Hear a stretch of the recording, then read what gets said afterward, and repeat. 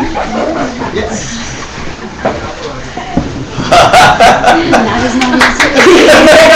Hey. Hi. Hey, how are you? You guys are very noisy. Oh, Birdie. Thank you.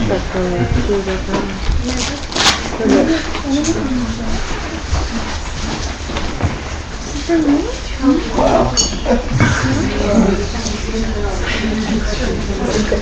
Well, I don't want to flash anybody, that's what I'm doing. Flash attack. Yeah, totally. Okay. Let's do 10 minutes of something Bueno? perfect. Yeah.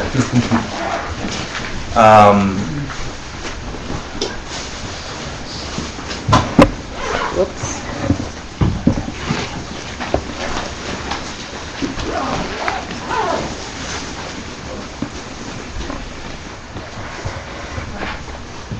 So I was getting a little sad coming over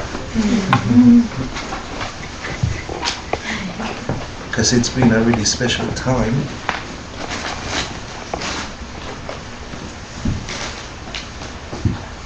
And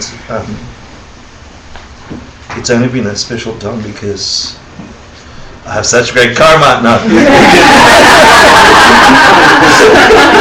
It's true.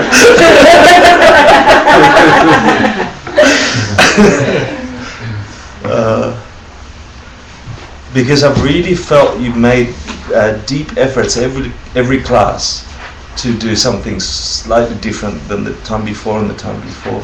So little incremental changes each time. I think I shifted definitely our relationship. I feel that. And look, I know I'm extremely popular. No, but I've had the chance to talk with many of you individually, and some of you know that although this is a beautiful experience, we're still dealing with nominal life every day, me included, And if the measure of success for a practice is deeper levels of happiness, I can say over a long period of time, I've definitely got good at practice. But I still do these things, and I do it with you guys. So thank you for making the ups happen deeply and not just nominally. I'm grateful. So let's step into the place that creates that experience for all of us.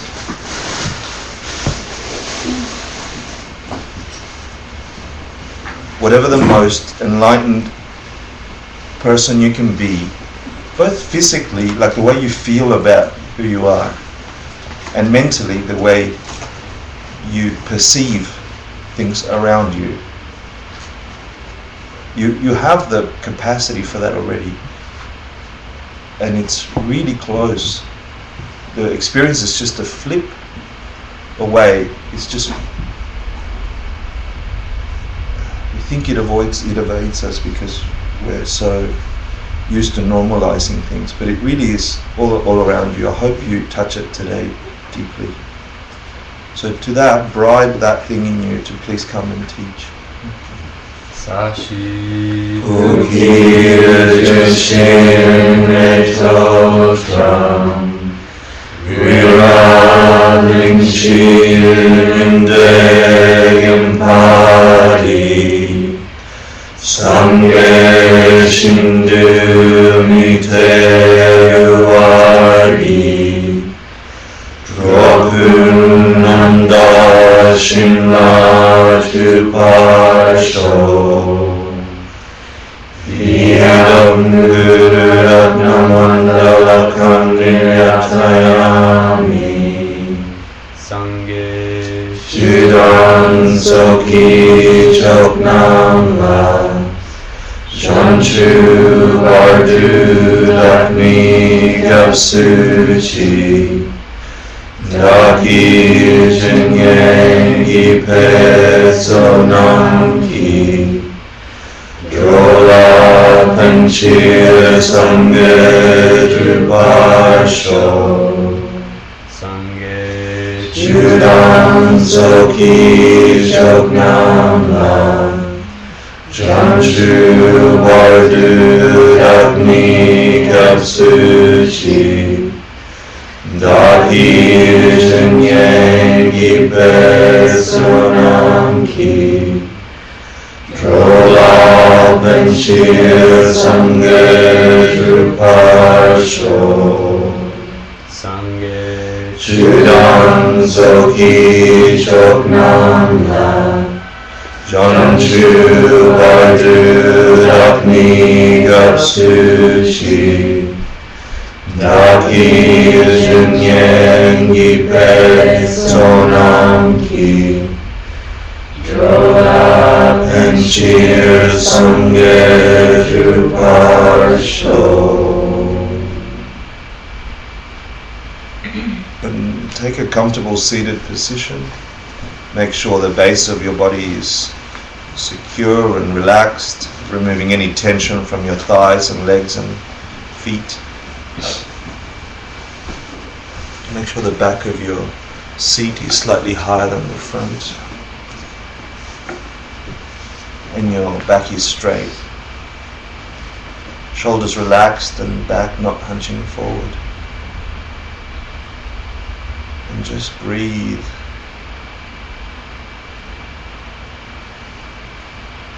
Breathe into the essence of who you are.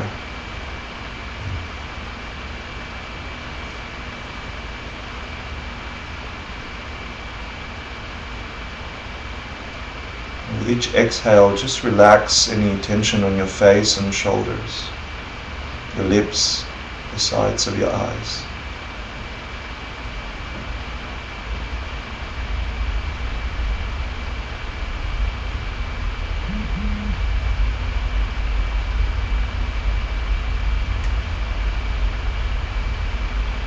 See if you can feel an elevation happening from the base of you, pulling you up through the crown of your head, something slightly pulling you up.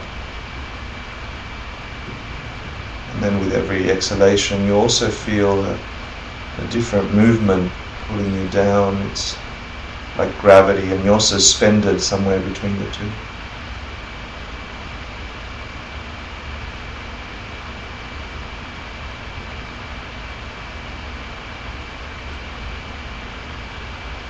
Now I invite you to push your mind and press it against your breath. Your breath is your mind. You're tied against it as it exhales and inhales. Don't try and control it, just observe it and be one with it.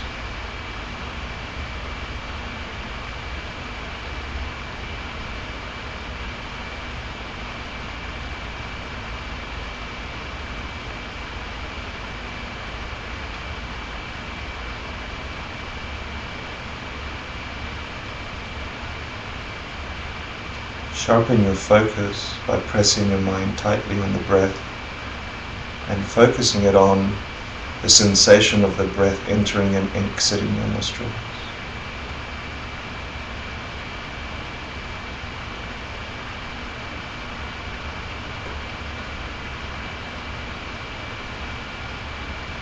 If your mind wanders, it's okay.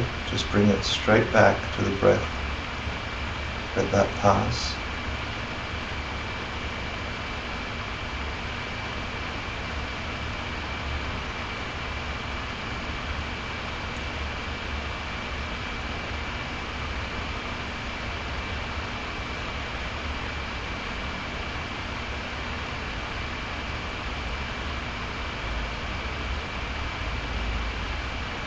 Now I'd like you just to prepare to invite a holy teacher in front of you. See that emotion rising in you, the intention rising. What are the thoughts that come together, the emotions that come together to invite the holiest being you can imagine? See if you can feel the building up of that energy in you. And when you're ready, just ask them please to come perfectly in front of you. If you can see them, they'll be seated in front of you, facing the same direction you are, facing opposite you, face to face, no stillness. And if you feel their presence instead of see them, that's very good too. So instantly manifest them in front of you. And as soon as you do, everything else fades away. It's just you and them.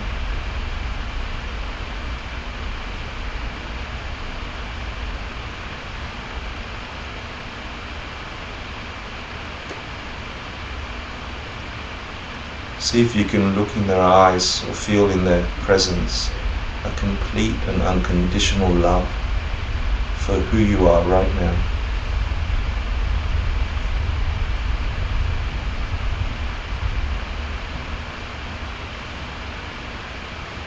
They see your efforts in your life and they are so pleased.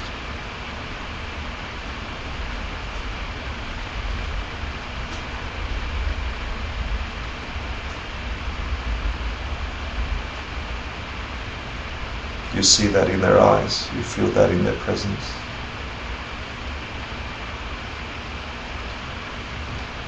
They value things in you you don't even value about yourself. And in front of them you don't shy away from it.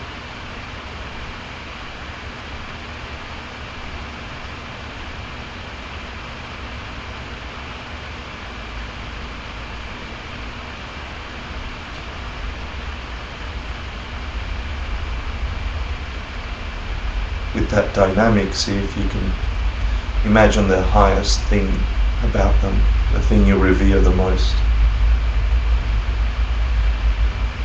the thing that you're in awe the most about them.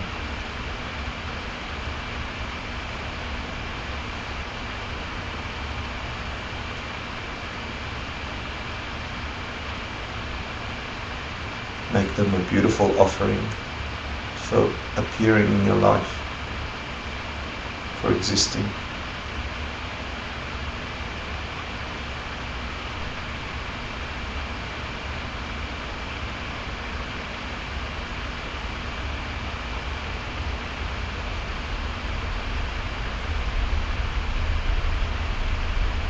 With that total trust and openness, see if you can review your last 24 hours and if there is a pattern or a habit, an activity that you did in the last day or so that caused some unhappiness inside of you, some tension, or outside of you towards other people.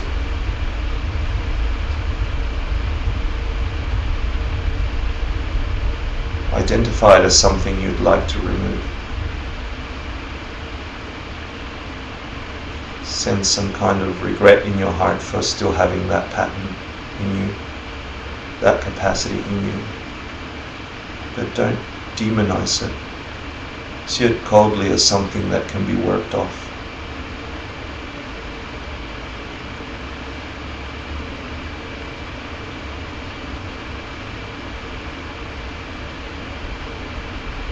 See if you can generate a feeling that you wish not to do that again at the next opportunity, and that you'll stick to it.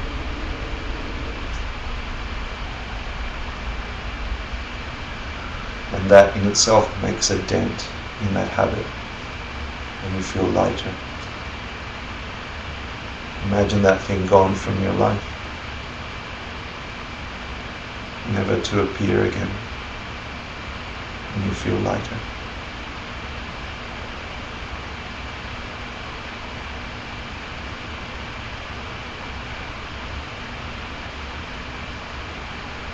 And as you feel lighter,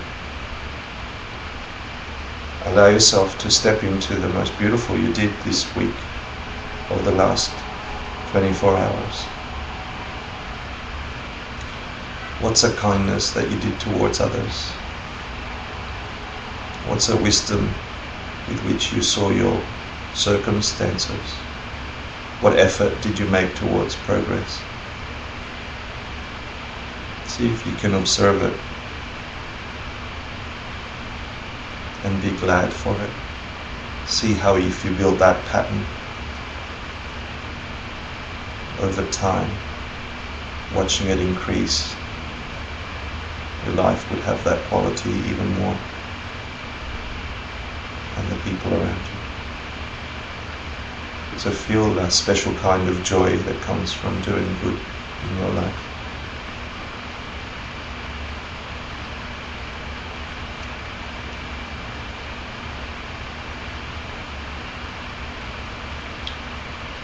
If you're having a hard time feeling good about doing good, see if you can allow yourself to feel good for the sake of other people who want to learn how to feel good in this world. So maybe you allow yourself the joy of happiness for the sake of others who are watching and want to learn how to do that.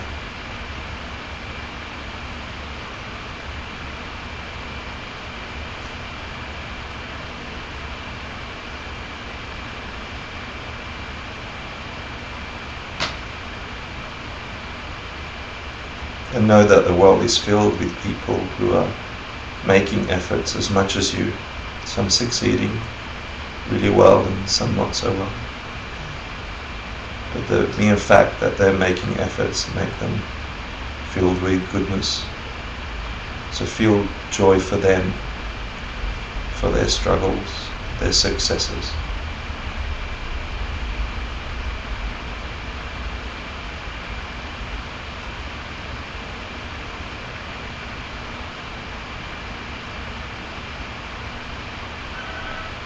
See if you can look up at your teacher and ask them please to always teach you at every turn. Regardless your emotional state, your clarity of focus, your progress or not, may you always see the lesson. May they always be right.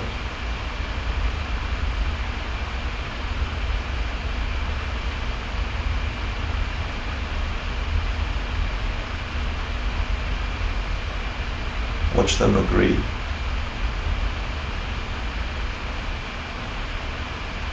And then ask them to always stay close until you reach all your goals. And as you ask them, they start turning to face the same direction you're facing and rise up to rest just above the crown of your head, getting smaller and smaller.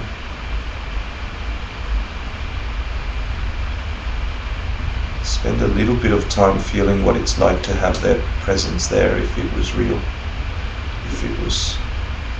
if you could feel it truly, if your consciousness was open enough to be aware of a being so close to you that they always remain just at the crown of your head. If that was always available and it just required a perception shift, what would it feel like to have them there?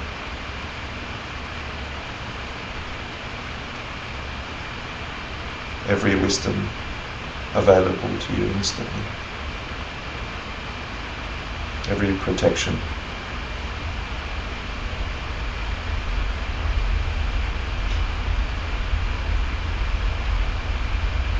The more you feel them, the more you feel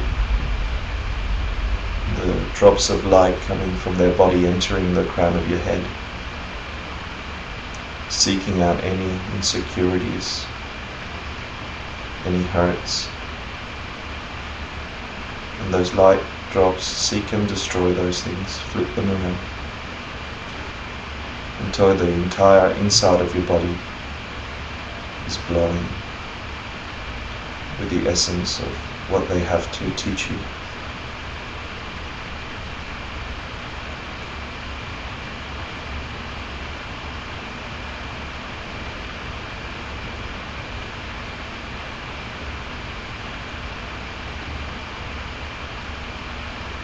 Keep them close, and when you're ready you can open your eyes.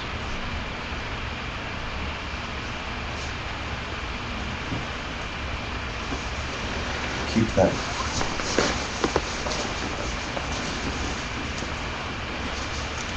That was really, really nice meditation, thank you.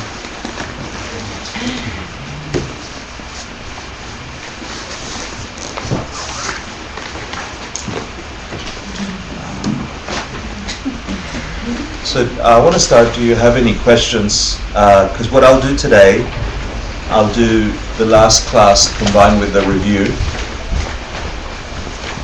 And then next class you get Peter reviewing the entire content, and you can cheat and do all your homeworks and quizzes. But please do them. Yeah? Especially this course, and it's a special course. But before we go there, maybe we should eat momos. Yay! So, if I can get a little plate from the back. Nice. But a nice little one, a precious one.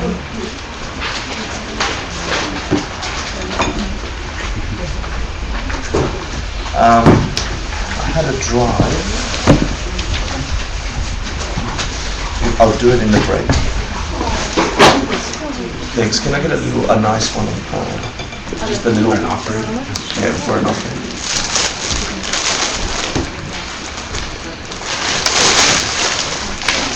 So, because I love you deeply,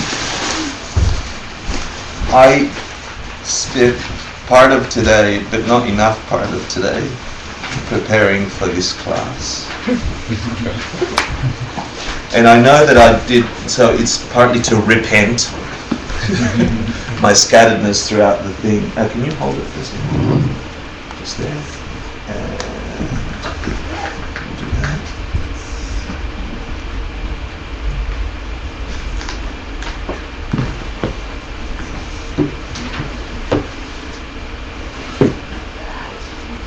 What's that? Looks like a spatula.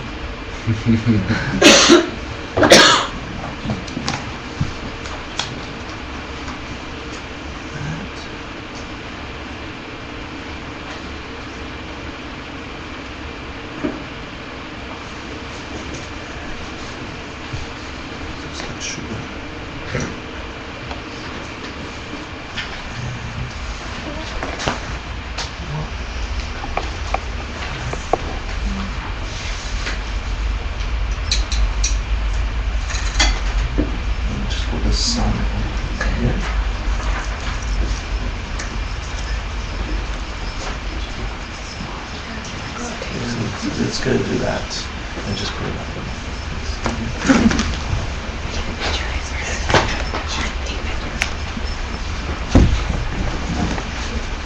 So, I promised you, I printed not enough of these. My printer right now is just a crazy day. Yeah. The purpose of this class was to learn about meditation. Yeah, and if you've been in the West, you think meditation is usually, I'm going to just be really blunt, and is sitting down somewhere or laying down with music and going la la la. Yeah. The power of concentration we all have, even down to amoebas. But meditation, on the way that it's explained in this tradition, is different to that. And then for some better interpretations of meditation are you sit in a specific posture until you get so used to it that you get practice ease. And then the instruction is not quite there. You know, you think of nothing because you hear the word emptiness, and then nothing is a good thing, or the breath, and it's not that either. Okay. So I just want to make sure it's not those things. This is telling you there is something more and something deeper.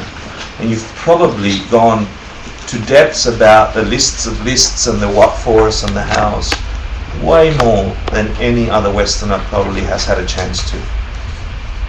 Way more. I'd say maybe 500 people get 1,000 people at the most in the 2,000 people maybe in the entire Western world can understand what the depths of what you've spent 10 weeks thinking about. Yeah. And we have not even scratched the surface into the years that goes into this practice, really. But we have good karma. We're very fortunate in the West. We learn things differently and quickly. We also get distracted quickly. So the practice is instantly available to you to make progress. You've got all these beautiful conditions in your world. So I wanted to condense. This is a really important course because the first course was just saying, well, what are the 3 core states of mind that are required to become an enlightened being? Not nirvana, enlightened being. Yeah? And there were a deep sense of renunciation about things don't function here. Even the nice things break. So even having more of this isn't that great. Yeah? Everything passes. And then the next state of mind is like, I'm not in this boat by myself, all these other people are there. And if I love them as much as I love myself, I wouldn't want them to feel all the hurts I feel. So then your heart turns on and you say, I want to figure it out, but not just for me. And then the figuring out becomes important. And then the whole teaching on wisdom. There's 3 states of mind. Renunciation, love for other creatures that are just you anyway. And then truly understanding the non-separation between you and them, between things and you. The play between karma and emptiness. That things arise in a certain way. They're both different sides of the same idea. One's a positive, one's a negative. So that's the first course. And then once you figure that out, you have this idea of refuge. Well, what are the things that can truly give you refuge from this stuff we're figuring out? So we went through an entire course. And now that if you have any level of those things, some understanding in your heart, intellectually first, and you have a battle with things intellectually, and then you start practicing them and you get results, like these flowers. They pop in your life and they go pop, pop, pop. And your flowers, your world is populated with really beautiful experiences, but there's shit all through it still. You know, so it's confusing for a while that your practice is, oh, look at that garden, oops, I stepped in shit. It's true. And so we sometimes get discouraged because we notice more of the stuff, the dark stuff. Yeah, so then meditating, it becomes extremely important because it's the time you can slow down this about your world enough to see how it appears, how it gets manufactured, how it's produced, and why it's produced, and what part you have to play in it. So meditating becomes the thing. And on the cushion, because you're safe, and you slow it down enough to get realizations, to get this, I didn't know that's what I was doing. I didn't know that's why I was feeling that. And then you jump off the cushion and your practice starts with other people. You actually have to work through stuff with what you saw on the cushion. And if you're like me, you get off the cushion and you start having a shitty thought before you get up fully. Seriously. You know, you did all the right things. I put the balls, everything. Then I get up and I think, bastards. Seriously, they're making me work. I could relax more. I mean, whatever. Honestly. But then sometimes you win. And when you win, as you frequently do with people as brainy and footsie as you, sorry, that's Dr. Seuss got distracted. Don't worry, don't stew. Just go right along, you'll start happening too. Yeah? So this is precious and important. You now have enough information about why meditate, how to meditate, etc.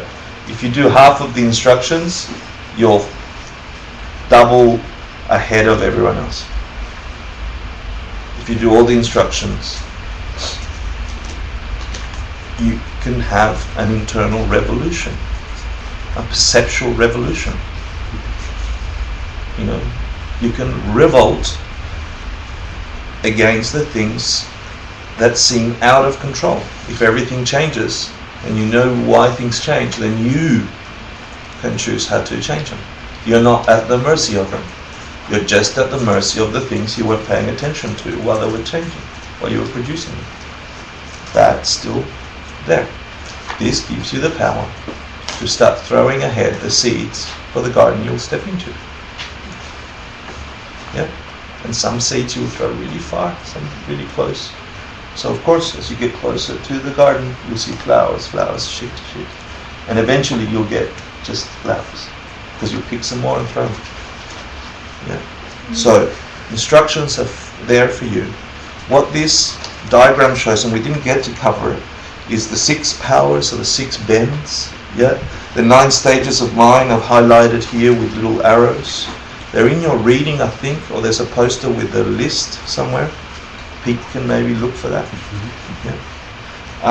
And the 4 states of mind that evolve throughout the process. Then, just to remind you, you have the 5 problems that you'll encounter along the path, where the elephant as your mind is powerful, strong force pulling you ahead. You're the little monk on the drawing, and the monk is running behind this massive elephant who has as its leader this crazy monkey, you know, and all of them are dark, pitch black, until that beautiful bend there, where first of all the monk, you actually gets through watchfulness, it gets to catch the elephant and start pulling, and the elephant's head turns and says, "What the F? WTF?" Says, "Just here in Tibetan."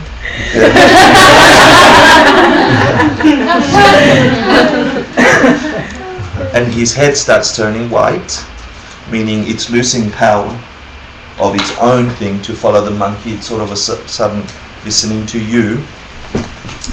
And then, thank you, and then the monkey starts sort of freaking out and looking at, pointing at more things of the senses just to get you. But you really have with, thank you,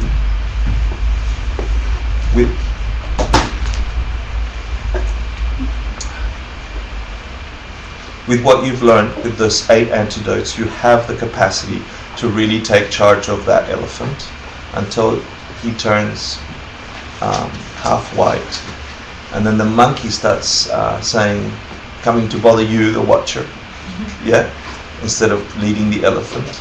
And at some point, which is up there, you turn around to the monkey and you say, "No, no more." So the monkey goes away, and it's just you and the elephant. And at some point, you turn to the elephant and say, "I'm not chasing you anymore, you're chasing me." And so you lead your mind. I think that's at the 7th or 8th level stage. And then you pace your mind. The practice really starts. All along the way you will get fruit.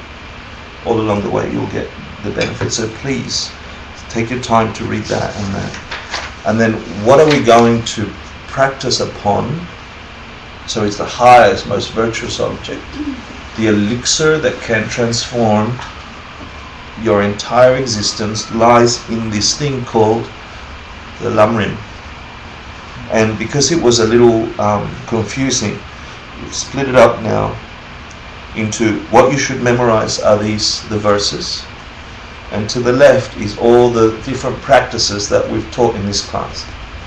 So I'd like to share them with you, and what we'll do is, as I go through the lamrim, so you know how to practice and you feel you want to ask questions, we'll get through the entire lamrim today, so you can see where all the points of interest are and all the lists that we talked about.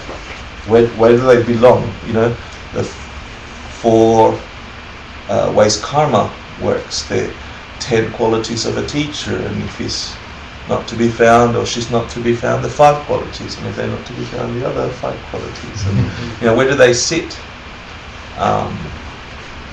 So we'll cover them. So I've put here the things you should memorize, and here the essence of what you'll find in your readings. And some there's a lot of explanation before you have to remember any of the verses, but they're correlated, so you'll be able to see from beginning to end how to transform your mind.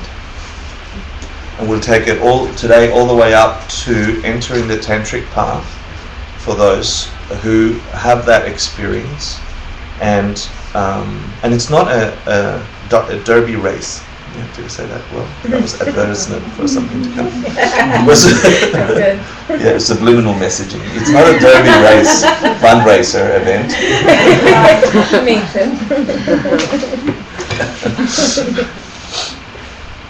Except a race for you to beat the most horrible enemies that stop you. They're never were out there. Trying to fix them out there does not work. It never did. Never did. Otherwise, they'd be fixed for someone that's doing it out there. So I hope that as we go through it, we are happy. I've got just a few to pass out, so please share. I've got to find the others. I think I only printed 3. That's fine. It makes you get close to each other and smell each other's presence. 1. There's another one. There's another one. And then I have that here, but I haven't PDF'd it. I ran out of time. So we'll PDF it and go to the printer and double side print 1 for each one. And that would be activity for the break. But if you have your reading with you, that's well and good. If you don't, absorb and take notes. Okay? I'll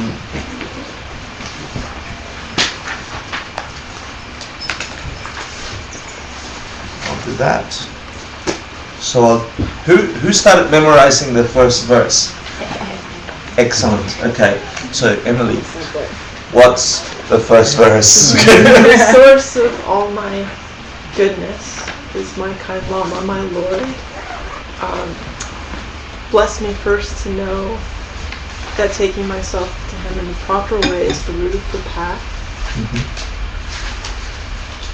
And grant me to serve and follow Him with all my strength and reverence. Beautiful. Very nice. Yeah. Woohoo! Pavlov's dog. Yeah. Experiment. I lost my first page. I'll be there in a second. Does anybody have a page that's got writing on it? Yeah, we have all that. No, highlighted. Orange. Just bit. Pass them all, please. Yeah. I'll be a second. I wasn't fully organized.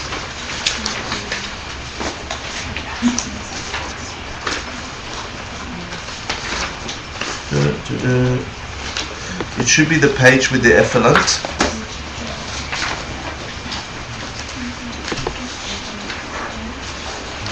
Here it is. Got it.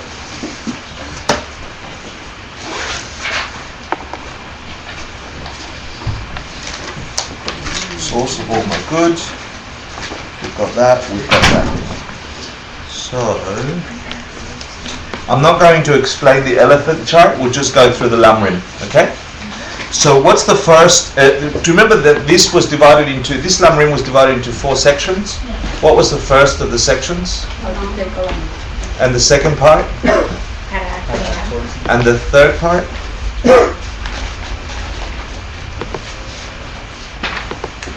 And the fourth part? The 4 parts of this lamrim, the source of all knowledge.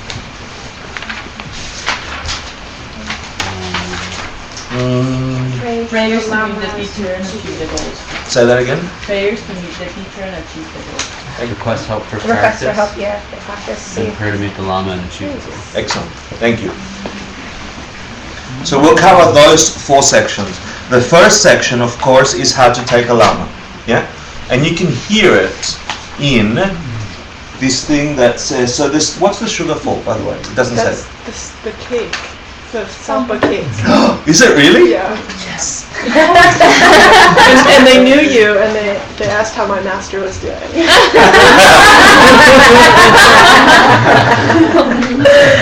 Did you say, I'm no elephant? How is your master doing? Beautiful. Hector? Just a quick question. Yeah. I don't want to sidetrack us, but is there a reason we're doing this Lamrim versus the one that we studied an entire course for, which my mind is totally Yeah, I know. memorized already? Yeah, it's a beautiful question. And yeah, I had the same tension when I learned this the first time, because Geshe Michael taught the Lamson Namsum, yeah, and then he taught this one. I'm like, what there? And you can see the parts. There's Yeah. different parts, but it's like in such a different order. Yeah. It's not as So this one intuitive. is the one that is predominantly talked about at the liberation of the palm in my hands, as well as the. So it's referenced there, and also I actually think there's a secret reason for it. Yeah, yeah. So I don't know. the benefit of studying this, as well as the one we started with, is that your mind now has two landing points. Yeah, two landing points for this. So let us begin. Ladies and gentlemen, the source of all my good is my kind Lama, my Lord. Bless me first to see that taking myself to him in the proper way is the very root of the path, and grant me then to serve and follow him with all my strength and reverence. So the first part is how to take a Lama. That's what this thing is about, and that's got two parts. And the first part is how to develop faith in them, and how to serve them with your thoughts and serve them with your deeds. That's part A, and part B is developing reverence for them by remembering their kindness. Yeah. So this whole verse is supposed to invoke in you this idea. Who's got a problem with that? I just gotta hear it again. I didn't get the parts. But Sure. But you'll get them in the reading, so don't stress too much. This is more for you to actually get it. Yeah. So I will give you in the reading, and it will say that the first part is. Yeah, in him or her. Yeah, which is still, that's a sub part of the first section of the, yeah? Great, okay. Developing faith in them through your thoughts, one, and through your deeds, two. Yeah? And you can see there, the source of all my good is my kind Lama, my Lord. Bless me first to see that, taking myself to him in the proper way, in your thoughts and in your deeds, yeah? Is the very root of the path. And grant me them to serve and follow them. So this is by remembering their kindness with all my strength and reverence. Now, why would you want to do that to a person if you're a Westerner? Honest. Now think about it. Because if enlightenment depends on you having this experience with a Lama, it's vital that you step into it. And that's scary for me. How's your master doing? You know? That's challenging for an entire culture that's built on ego. Me. So you should have a problem with it. Internally, you have to fix that problem. There's something in here that's going against the grain. For me, anyway. So I'm just going to be blunt. Don't pretend it doesn't exist. I'm a good Buddhist. You know, it's like my first confession. You know, the priest tried to force me to tell him all these bad things I was doing. I'm like, I don't do anything bad. Seriously. And he's like, he prodded at me, and I'm like, and he started giving me suggestions of all the things I could have done to my sisters. I didn't do that to my sisters, but that's a good idea. You know, but in my mind I was rebellious. I was not being kind to him. So he gave me 150 Hail Marys, and I swore at him for 150 times. But I looked really good outwardly. I'm like, I wasn't saying Hail Marys. Yeah. Little 8-year-old, not happy. It hit me recently that meeting a Lama, and here you really have to think about the people in your world that turn this on for you. Who are they? Who are these people? They've always been around you. They turn on teachings in you. Not Tibetan Buddhist teachings with lists, but they turn on realizations for you. And then one day you'll meet one that's so blunt and obviously something, regardless your response, if you've planted the courses, if you've coursed them. And luckily for most of us, we didn't even know we did that. They just appeared, if you're fortunate. So I realized, I'm going to give you the entire Lamrim in a minute, okay? I realized recently that meeting a Lama, meeting a person like that, is like being aware of yourself and all the things that are disturbing you, and meeting someone that gives you a box of matches, and the friction between the roughness of you on the matchbox or something and the smoothness of the match, the way that they scrape together when you meet them starts, if you look at it in slow motion, to spark realizations in you that burn obstructions. So meeting a Lama for me was like striking a match very slowly and painfully, and then the fire of that match turned the matchbox on fire, and then something I stepped into. And it didn't feel pleasant. So that's sutra, meeting a Lama in sutra. And then you study with them, you learn stuff with them. This has an entire system of how you do that. Someone's done that enough times, and then they called it Buddhism. But the doing doesn't have a name. You get other traditions that you see parts of this path. This, for me, is amazing because it's got the entire thing. Sutra is that for me. And as you get to Tantra, you begin to see she's got a matchbox, and she's got a matchbox, and she's got a matchbox, and she's got a matchbox. Oh my God. And each strike is a burning up of your obstructions and a realization of, until you're on the subway, everybody's got a matchbox ready for you. Tantra is when you realize you were made of straw.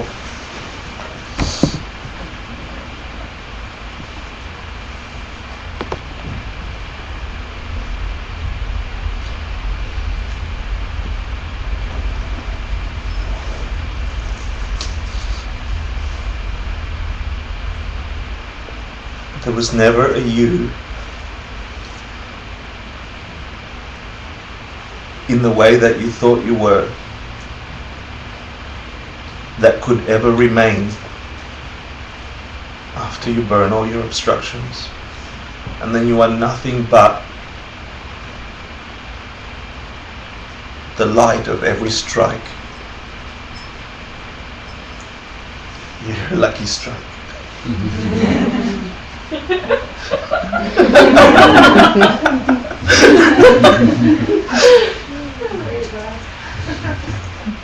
Honest.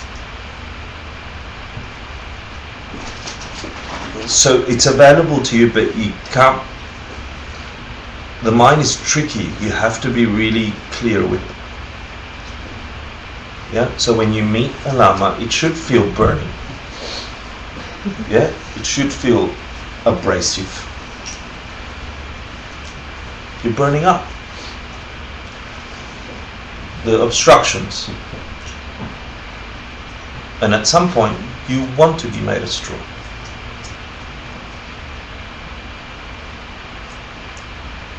So it's important that step one is finding that person for you, and you can do that really easily. They were always there. You might not know their face. Their flavor is coming at you all the time. The way your mum talked to you as a kid.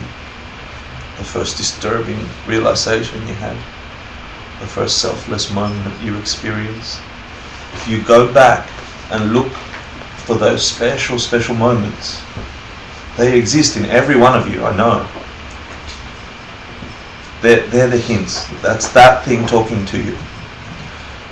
And then you've got to produce that more and more if you have trouble with this first part, because without it, all the rest is just an intellectual exercise and you become a Dharma monster. And I've got blocks of being producing the second part ignorantly because I didn't do the first one properly. So it's like you have solid parts that are revolting, that aren't burning up. Yeah? If you just do the other stuff cerebrally or mechanically. Yeah? Or thou shalt believe. Thou shalt. Rather than knowing why, understanding why.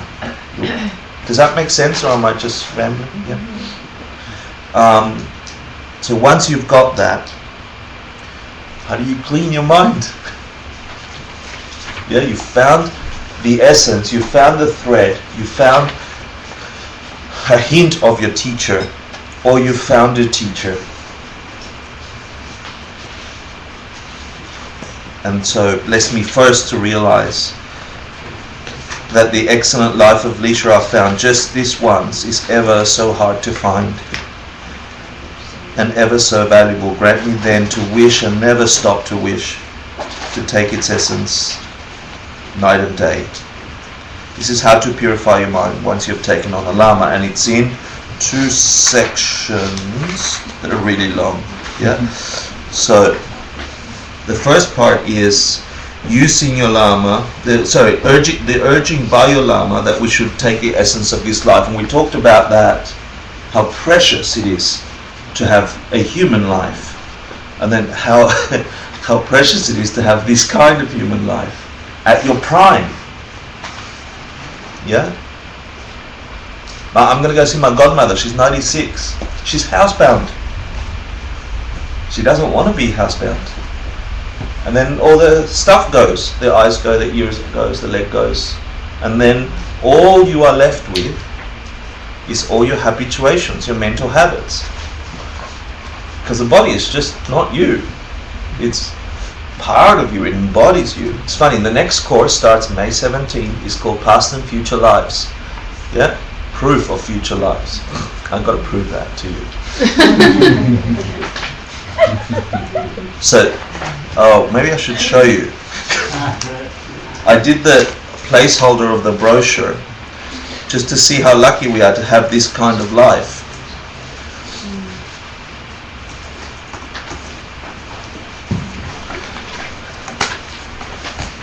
So, for those of you who take Tibetan Buddhism really seriously, this is like a really important course. Yeah? So this is the thing. Oh, I know. So that's your option. You can come back. Poor little chick. Or it's okay. Or wow. So you can come back as a creature.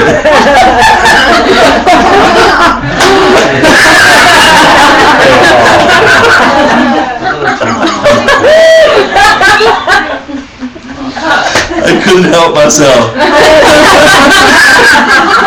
I saw the chicken first. The idea was chicken and egg, like is it the chicken and egg? And then I thought, no, it's fail. You don't want to be a chicken, yeah?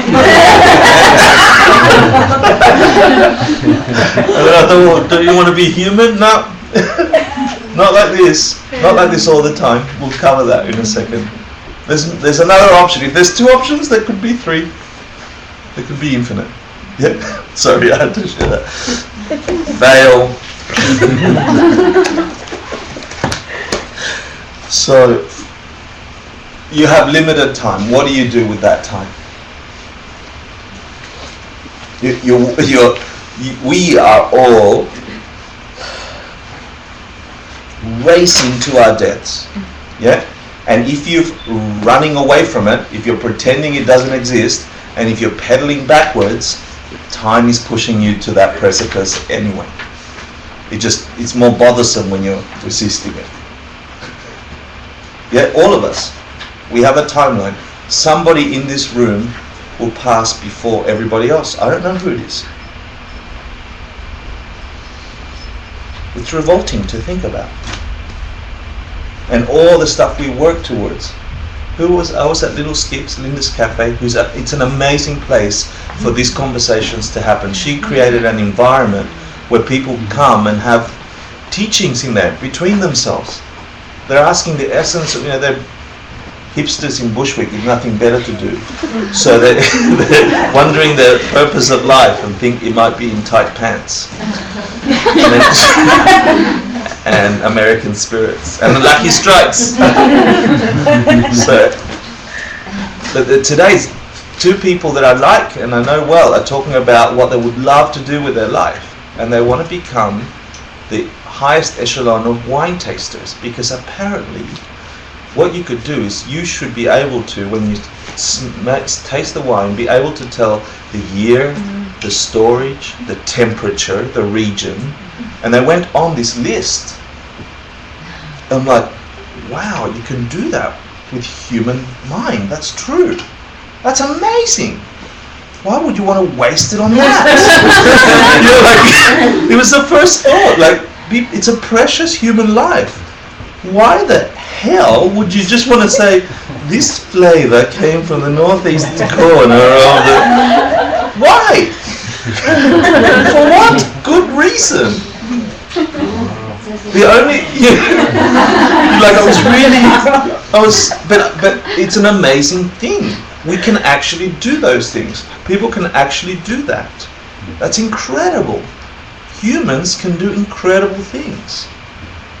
What do we do with that capacity? So that's what that verse is. It's like we should take the essence of this life by recognizing our leisure and fortune, and we did a list there, how very important they are, and contemplating on how hard it is to find.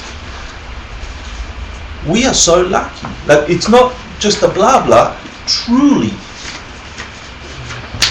I got a sense of this while I was thinking about this. I was in my bathroom and I went down to tie my shoelace and I saw the toilet bowl and I saw the flusher for the toilet bowl. It's a dirty toilet bowl, right? Wow.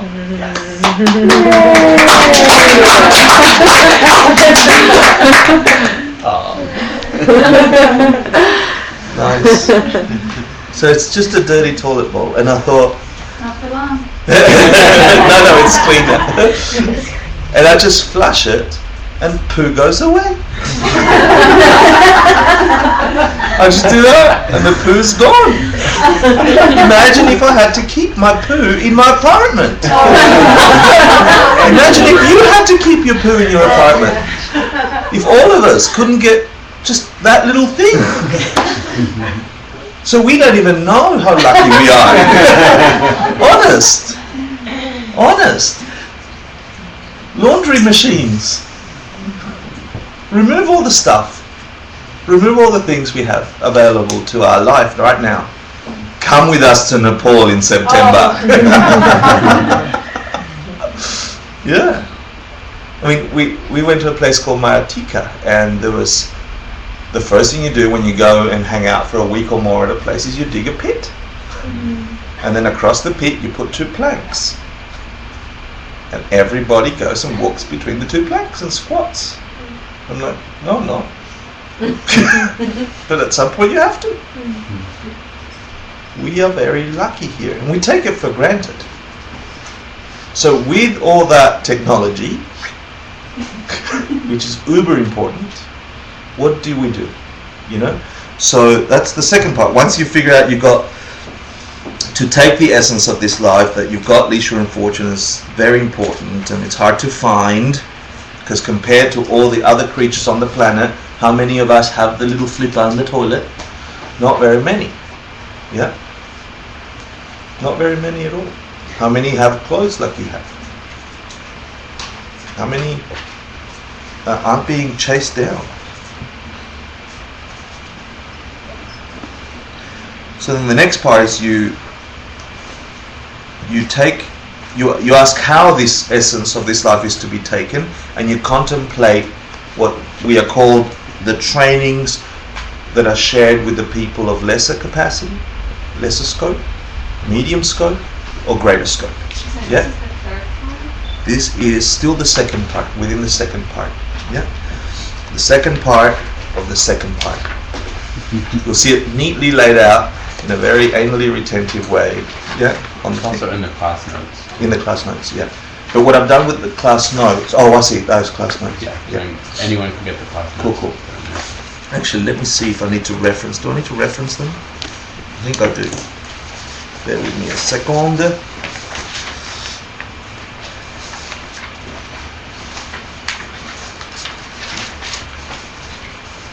So just to recap, you practice the purity of or cleaning your mind after taking on Lama. You think of the 8 worldly opportunities we're not lacking. Remember that? Yeah. The 10 fortunes that we have. We did that. How to get the most out of this life, shared with the people of lesser scope, is the next part. So after that text, I'll read you the next part because I think it's important. So how do you take the essence? It says this: my body and the life in it are fleeting as the bubbles in the sea froth of a wave. Bless me first thus to recall the death that will destroy me soon, and help me find sure knowledge that after I have died, the things that I've done, the white and the black, and what these deeds will bring to me, follow always close behind, as certain as my shadow. But that's the most amazing thing to think about. We don't get taught that at school. There's so much packed in that you have like 3 pages of instruction. And this is all the Tibetan instructions are to do. You contemplate on this, you contemplate on that, to give you these realizations that give you the states of mind that turn you into something other than what you are. Yep. So how do you do that? That part says the people with lesser scope are concerned predominantly with all, what do they do with this leisure and fortune? With what's coming next. What happens after I die? What happens after you die? What happens to you? And so I don't think when I first met this that I even qualified for that. Someone with the lesser capacity or the least capacity. I don't think I even qualified for that. For that, to qualify for that, you have to be thinking, I'm flushing the poo toilet and I'm concerned about my future life. So I've got to do it in a way that lets me think about my future life. How do I do that? How do I connect my every activity, my sniffing the wine, with my future life? Meaning, what happens to me after death comes? And so there's a whole bunch of study around what causes your body, what causes your mind, etc., etc. Yeah. So the way to get the most out of your life, you do some practices to get you to realize that something else is coming. And that is the death meditation we talked about. I think it was last class. Mm-hmm. Yeah. What are the 3 steps about, or 3 things about death that we talked about? Death is certain. Time is uncertain. Nothing that matters. So, anyone argue that you must die? Yep. Sombering but real, right? Really, you, the thing thinking this, you must die at some point. And really, if you tried to think about when it's going to happen, we don't think it's going to happen. I mean, I don't think it's going to happen. I had a friend of mine, I think I told you this story, his name's Gary. Not Gary, Hector, not that Gary, the other Gary. And we're walking, he was telling me about a terrible thing that happened to a friend of his, 32 kids, just bought his first yacht, multi-millionaire young guy. And he died of a heart attack, like, unexpectedly. And his family was devastated, and he was devastated. It happened recently. And so, there was that horrible tension that you have about talking about reality like that. And so, he's similar to me in that he has to make a joke about anything that feels awkward. So he made a joke, He said, we're walking past Houston, and the traffic was going fast, and he goes, do you think you're going to die today? And I said, no. Like, if I really check, I don't think so. Yeah, I think I'm just, for the rest of today, I'm good. I really did think that. He goes, okay, then run through the traffic. And as soon as he said that, I recoiled. Because I imagined that if I didn't think I was going to die today really, I should run through the traffic. And there's something in me that recoiled. We know, we have this awareness of it. Turning away from it doesn't make it go away. Stepping deeply into it gives you power over it. understanding the thing that we are pretending doesn't exist, looking at it, it's certain, finding out when it's going to happen, really find out when it's going to happen, think about it. You have no idea. It's around the corner, it's 5 years away, it's 10 years away. No clue. So then what do you do if it happens tomorrow? Honest. And what do you do if it happens next week?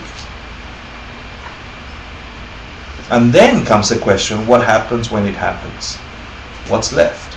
And then in the process of meditating about that, you realize, just look at old people. We get hardened on things. We get our habits going. And then you change the habits and we get very disturbed. Us old people.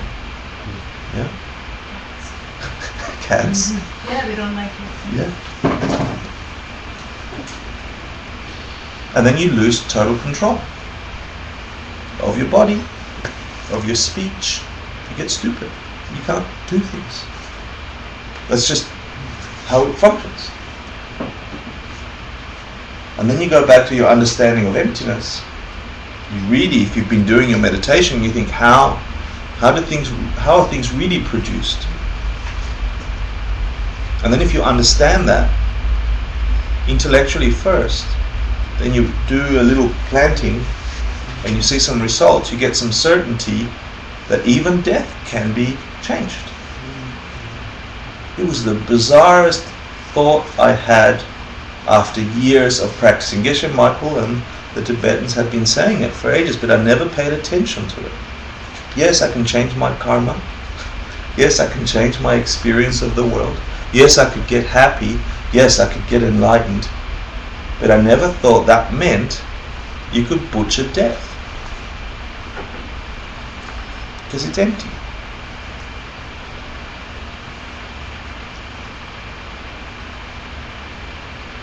It's caused. It's got causes. That was very hard for me to understand.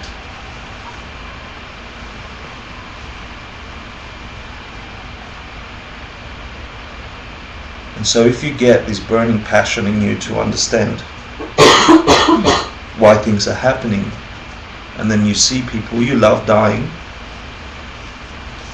and it doesn't take 2 seconds of thought to know that everybody in this room is a corpse. And as uncomfortable as it feels, it should turn on a fire in you to say, screw it, I'm doing something about it. Yeah, and the mind tends to go into these two opposite things once you understand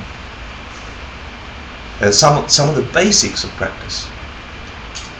So that is transformable.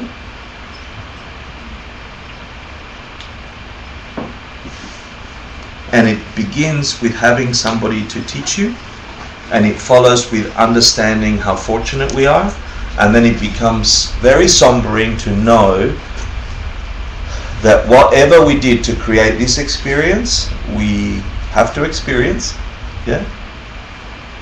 But you can also shift it and change it. That is worth doing something with, if that's true. That's worth habituating your mind. Because when you die, the only thing that's left in you are the most subtle impulses of all the crap we did here. Why do that? Unless it's an enlightened activity, it could be. Yeah? So the only thing that's left initially as you get old are just your physical habitual impulses driven by your mental impulses. And then at the process of death, you should read the Tibetan book of death, or living and dying, to be politically correct. And just see how they described it very accurately, very precisely rather, the process with which you begin to experience loss of control of your limbs.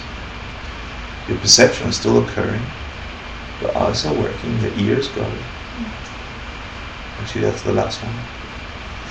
They go through the series of things that you begin to lose. You see people around you running around. You can't communicate with them anymore. It's very sombering. Really worth facing. Really, really worth facing. Because it's coming anyway. So, there's a power that comes when you step in the path of something. Because you've taken the first step. And that whole thing is inside of you. So the lesser capacity, the lesser scope of practitioners who want to get from this to enlightenment are focused about that.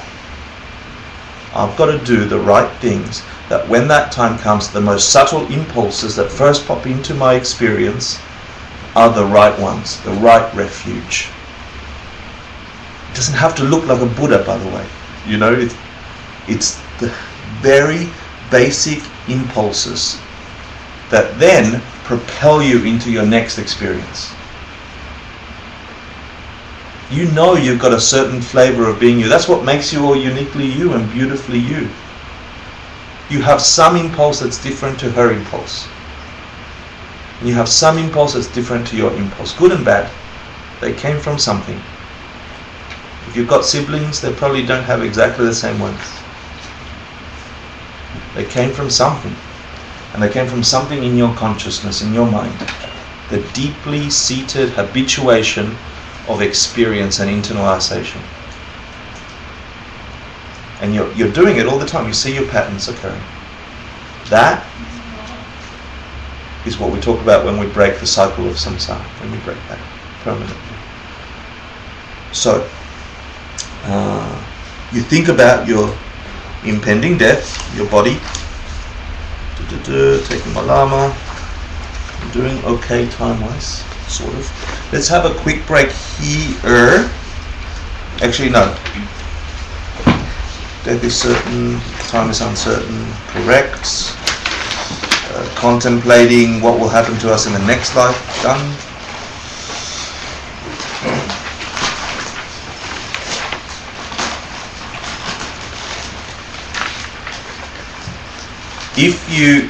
If you look at the other world that we share, the animal world that we could see, the fail on my picture, yeah, we share exactly the same particles of existence, and we have radically different perceptions about what those things are. If you can have two different perceptions about the same thing, you can have three. They are realms. And the Tibetans say there's not just two. Actually, Buddha taught that there's at least 5 or 6, depending on how you slice it. Modes of being about the same particles. Yeah?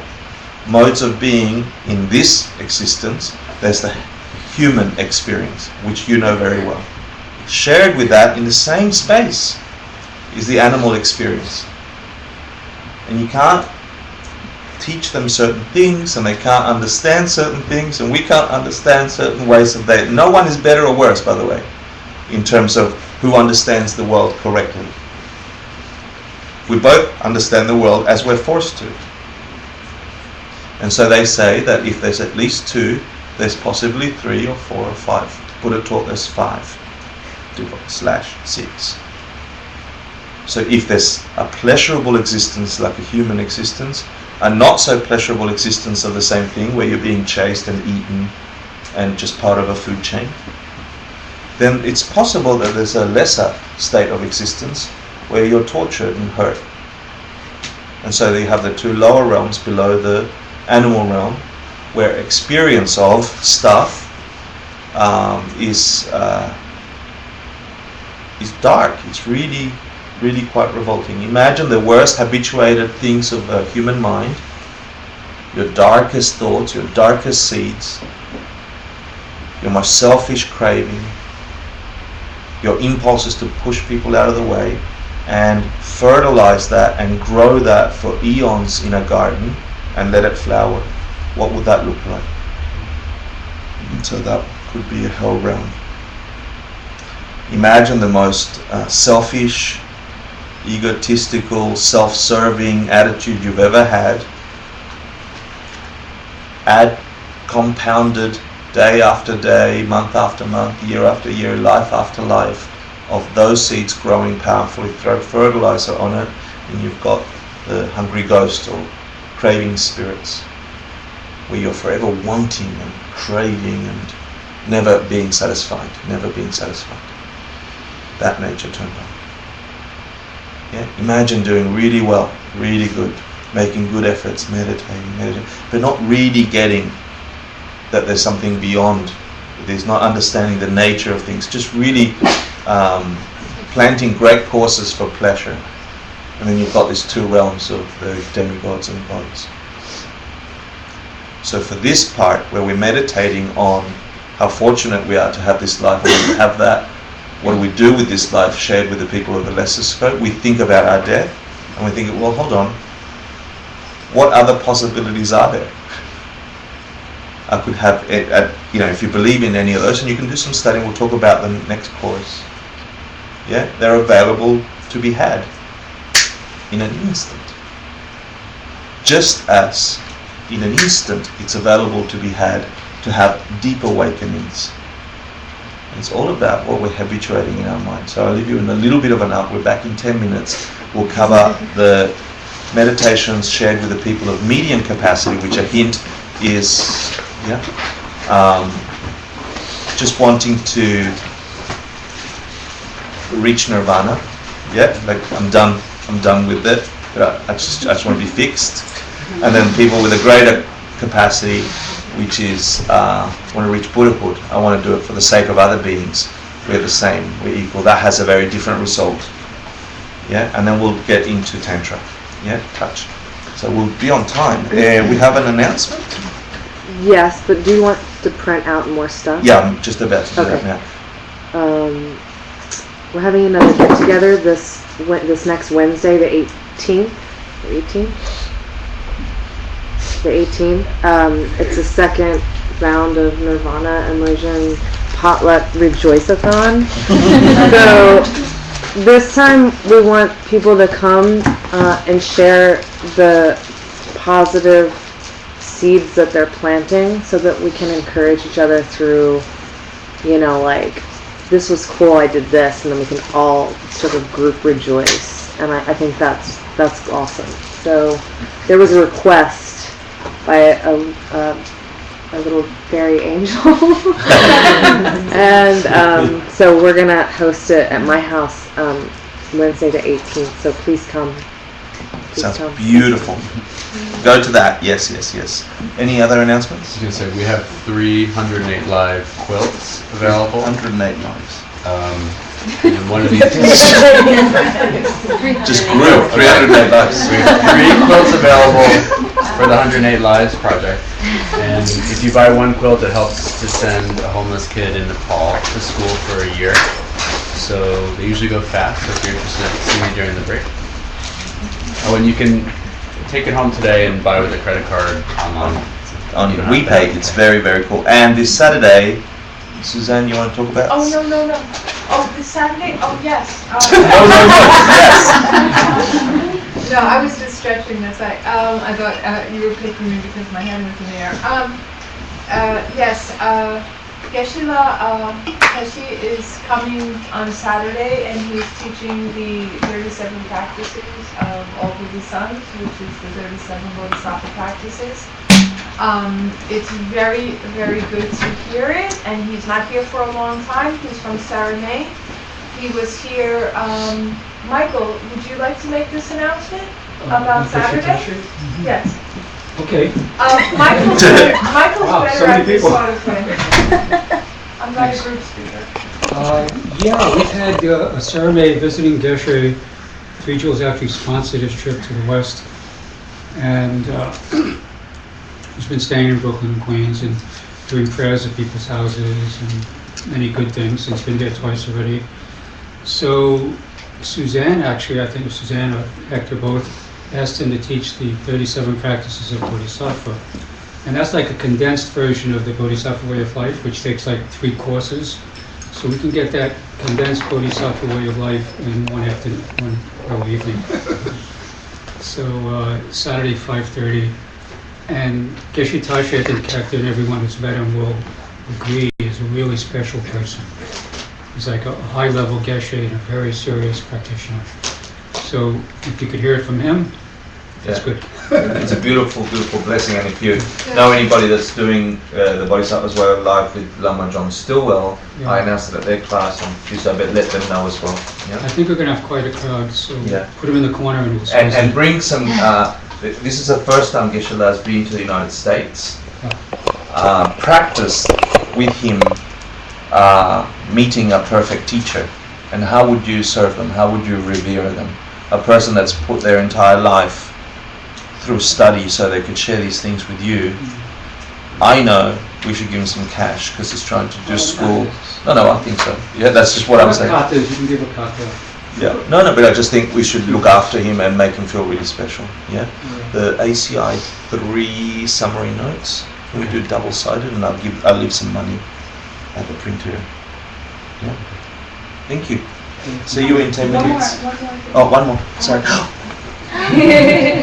I have flyers for the 108 Lives Kentucky Derby party for everybody. There's just a few here, so you guys can take some, but it's posted online, and that's going to be made at 4. So Cinco de Mayo, bring your Mexican hat Yeah. for the derby, and this is to sponsor the children and mums that are making these quilts, and we're stopping poverty at its core as a bodhisattva practice. Yeah. So people are traveling to Nepal in September. You're welcome to come for that, and you can drink at that event. So come and get drunk. That's my Dharma talk.